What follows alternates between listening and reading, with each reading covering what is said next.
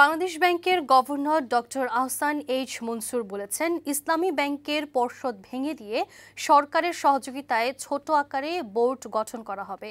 পাশাপাশি দু-এক দিনের মধ্যেই স্বতন্ত্র পরিচালক নিয়োগ দেওয়া হবে। পর্যায়ক্রমে এস আলমের নিয়ন্ত্রণে থাকা সব ব্যাংকের পর্ষদের বিষয়ে ব্যবস্থা নেওয়া হবে। বুধবার বাংলাদেশ ব্যাংকের বোর্ড রুমে আয়োজিত সংবাদ সম্মেলনে এসব কথা বলেন তিনি। এ সময় গভর্নর বলেন, এখন ইসলামী ব্যাংকে এস আলম গ্রুপ বা তার স্বার্থ সংশ্লিষ্ট ব্যক্তি প্রতিষ্ঠান ছাড়া অন্য কারো নামে এককভাবে 2% শেয়ারের মালিক নেই।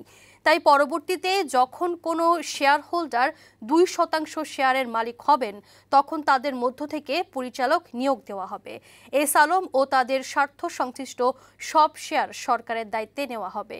এস আলম যদি সব দায় পরিশোধ করে তবে তাদের শেয়ার ছেড়ে দেওয়া হবে, না হলে সমন্বয় করা হবে।